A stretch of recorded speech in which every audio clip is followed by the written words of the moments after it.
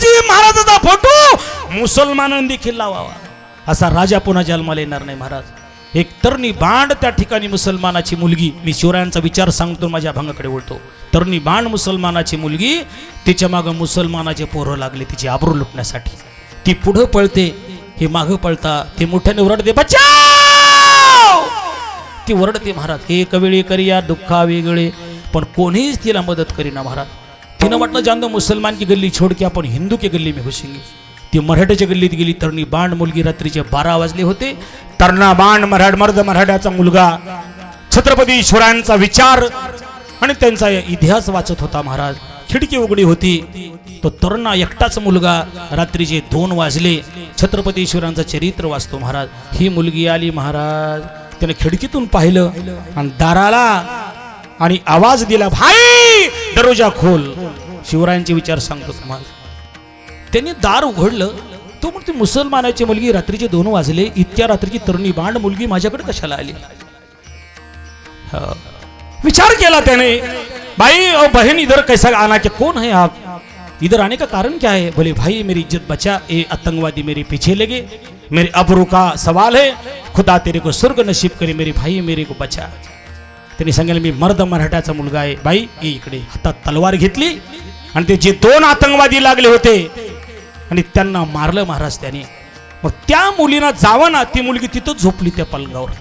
याला झोप येईना महाराज, दार बी बंद करता येईना. मी तरणा बांड, ही तरणी बांड, मी हिंदूचा, ही मुसलमानाची. दार कसं लावावं. जर आपण दार लावलं रात्रीच्या टायमाला तिसरा जर आला तर त्यांनी काय विचार केला पाहिजे. तो रात्रभर झोपला नाही महाराज. तसंच दार उघडं.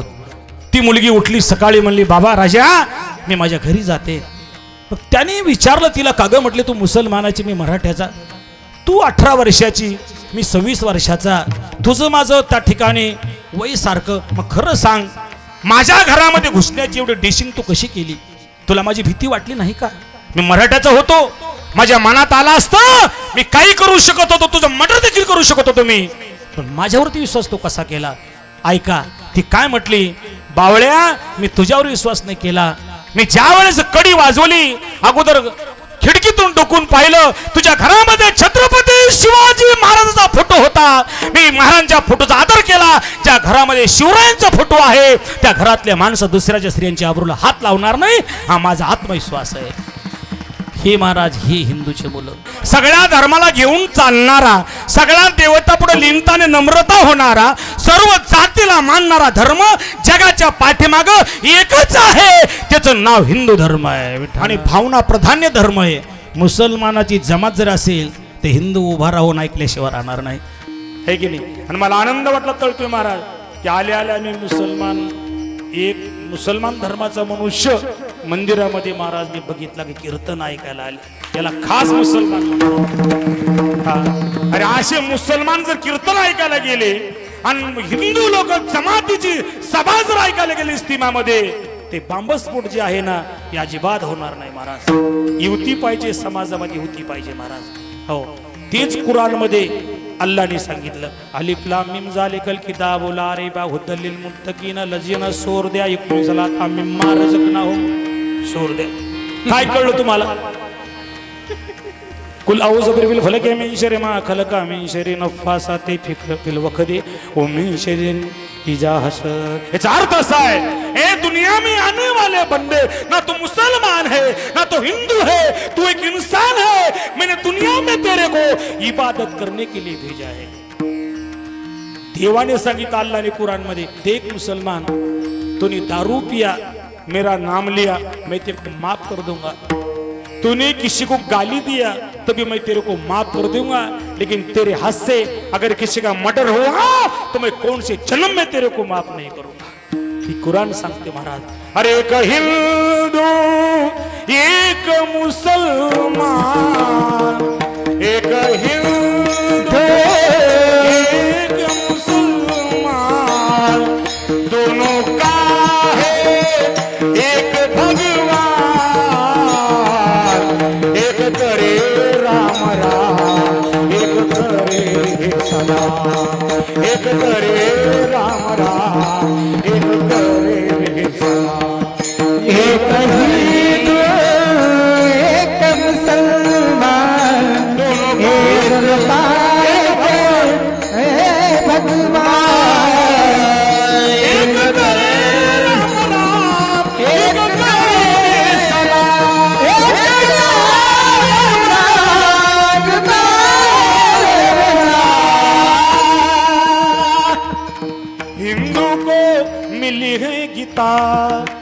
ज्ञानेश्वर ने करा है टीका।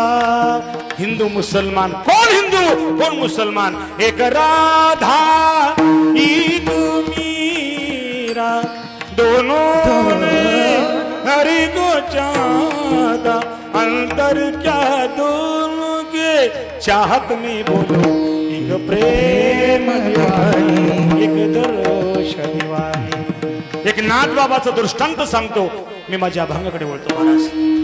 रमजानची ईद होती आणि नाथ बाबा महाराज आणि त्या ठिकाणी कीर्तन करत होते महाराज, गंगेच्या त्या ठिकाणी वाळवंटामध्ये। नमाजीला 65 मिनिट राहिले, अजान झाली। नाथ बाबांनी मुसलमान लोकांकडे पाहिलं महाराज। नाथ बाबाजवळ अशी जादू होती, ज्या समाजाचा मनुष्य पाहिला तर त्यांच्याच धर्मावरती नाथ बाबा बोलायचे। अभंग काढला नाथ महाराजांनी, बघितलं महाराज, हो ये नहीं बड़ा वो नहीं बड़ा, अरे इस दुनिया में कौन बड़ा, सबके हृदय में वो अल्लाह खड़ा। लोग मुझे अरे क्यों रे बोले, वो बम्मन तो अपने अल्लाह का नाम ले रहा, चल बोले थोड़ा कीर्तन सुनेंगे। अरे बोले नमाज का एक, अरे बैठ बोले, बहुत अच्छा गा रहा बोले बम्मन। ये नहीं बड़ा वो नहीं बड़ा, इस दुनिया में कौन बड़ा, अरे सबके हृदय में वो अल्लाह खड़ा। कीर्तन ऐकलं महाराज त्यांनी आणि त्यांनी विचार केला, ते क्यों रे बोले, वो बम्मन ने बोला सबके हृदय में अल्लाह खड़ा, फिर चल बोले आपण उसको नमाज को बुलाएंगे। नमाजीला मुसलमान गेले नाथ बाबाच्या घरी। नाथ बाबा देव पूजा करत होते महाराज। आमच्या गिरजा माता रांगोळी काढीत होत्या दारामध्ये। हो बोले माँ नाथ जी कहाँ है, बोले भगवान की साधना कर रहे हैं। नाथ बाबा ने हातातले देव खाली टाकले आणि धावत खाली आले। बाबा धन्य आज दीन संत दर्शनाचा। अरे हिंदू तो किती बोलतील, पण मुसलमान माझ्या घरी आले, ये माझं भाग्य। बैठो बोले, मैं आपकी इबादत करता हूँ। नहीं बोले नाथ जी, हम तुम्हारे को दावत देने के लिए आए, तुम्हाला आमंत्रण देण्यासाठी आलो। बोले आज जुम्मा है, हमारे मस्जिद में तुमको आना पड़ेगा। बोले मस्जिद में, बोले कल तुमने कीर्तन में बोला ना, सबके हृदय में अल्लाह खड़ा, फिर तुम्हारे तैसा हृदयामध्ये मी रामू, असता सर्व सुखाचा आरामू की भ्रंताशी कामू विषयावर महाराज। एरवी सर्वांच्या हृदयी मी अमुकायशी जी बुद्धिस्पुरी अहर्निशी ती वस्तू कामे सर्वा घटी राम दिहा। चलो भरणी उरला चराचरी, भरणी उरला चराचरी, भरणी उरला चराचरी, ते भटकला नाला भरी, भरणी उरला चराचरी, हो उरला चरा, भरणी उरला चराचरी,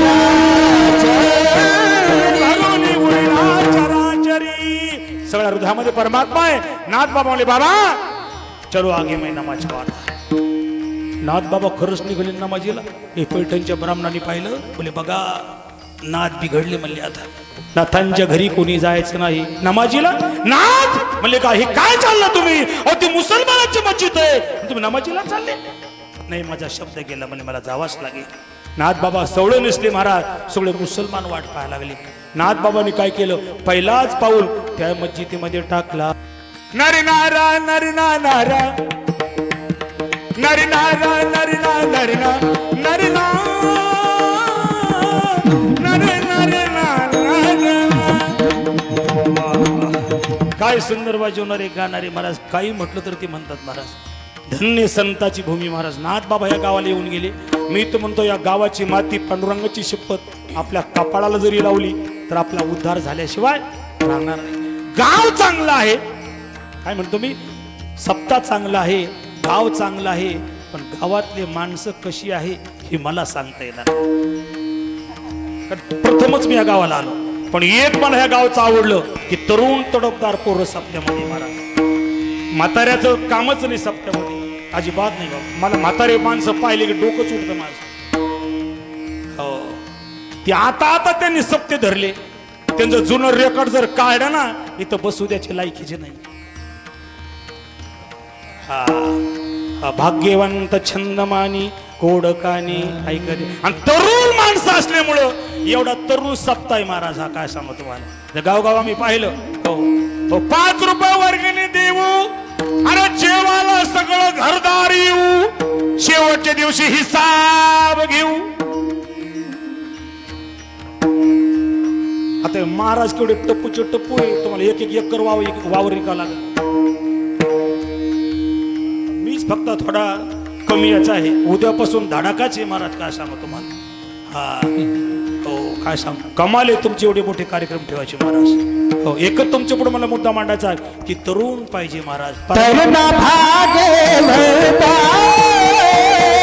तरुणा भागे वळता, नटहारी किंवा बहार, नटहारी तरुणा भागे वळता, तरुणा भागे वळता.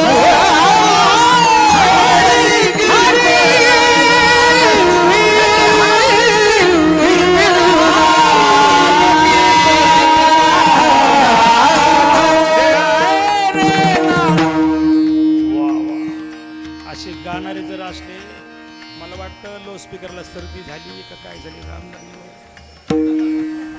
सिस्टीम चांगली आहे पण तेव्हा बसल्या बसल्या काड्या खोसल्या. हा कंपनी फॉल्ट आहे बा कुठे, हा रोग चौकडच आहे. किती जरी महाराज थकून, नवरा शेतातून किती जरी थकून आला तर बाईचं थोबाड चांगलं पाहिजे. फक्त बायको हसली पाहिजे. भाग गेला शीन गे. आता जर नवरा शेतातून आला किंवा महाराज कीर्तन करून घरी गेला आणि बाईचं थोबाड जर वाकडं दिसलं त्याला थंडी ताप येते महाराज. आणि मावलेलं हुशार आहे. हा जर नवऱ्याला शेतात असल्या ना तर लहान पोराला मेल्या, कुठं खपला होता, कुठं तो काळ केलं होतं, सकाळपासून कुठं मेला होता. शादी ती नवऱ्याने चान्स किती पोराला. हा काय सांगा, काय म्हटलो मी, नवरा किती जरी थकून आला तर बायकोचं तोंड चांगलं पाहिजे. तसं कीर्तनकार किती दुरून थकून आला, सिस्टीम दंदन असली महाराज की त्याचा भाग आणि शिंग जात. हे आमचं फार मोठं हृदय आमचं लक्षात ठेवा महाराज. हो तसं सिस्टीम चांगली आहे. परंतु पहिला दिवस आहे आवडे देवाशी, देवाच्या आवडीचा विषय सांगतो. देवाला काय आवडतं महाराज, नामाचा उच्चार रात्रानी दिवस.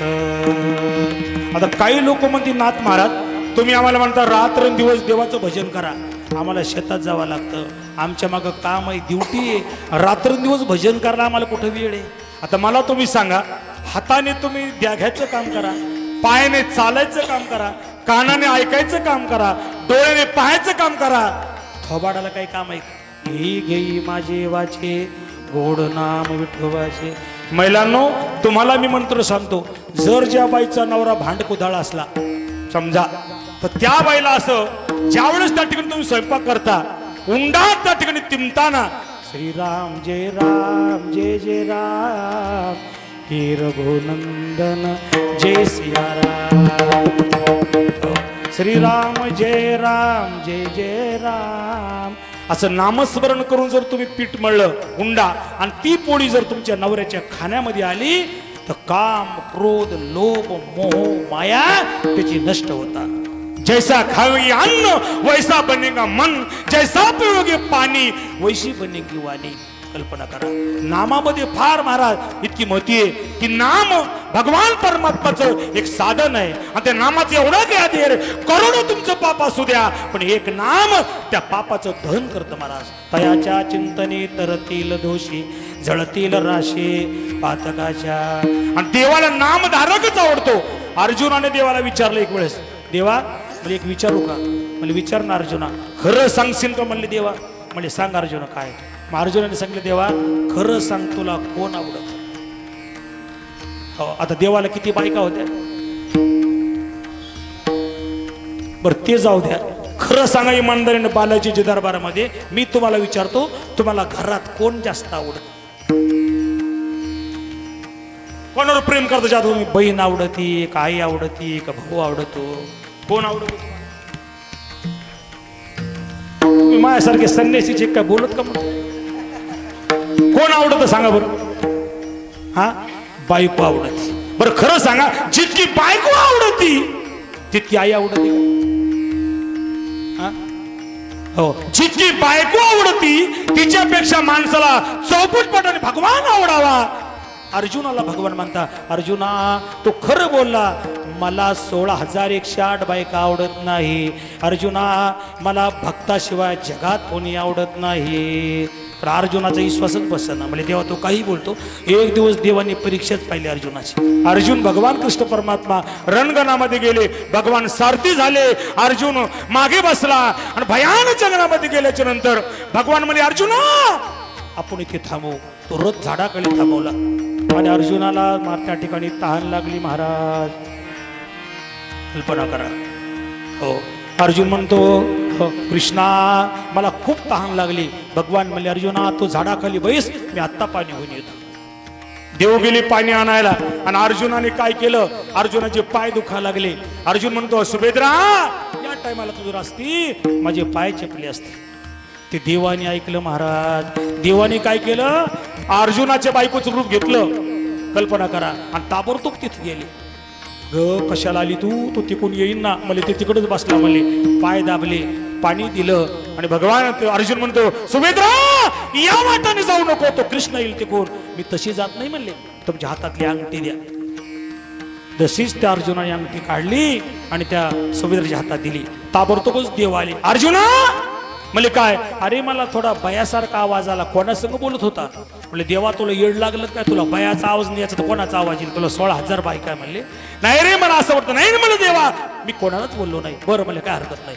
अर्जुनाने पाणी पिला, रथामध्ये बसला आणि भगवान सारथी झाले. कोरडा हातामध्ये घेतला आणि देवाने असं चकचक करावं आणि ते बोट अर्जुनाला दाखवावं. अर्जुनाची बीपीच वाढली.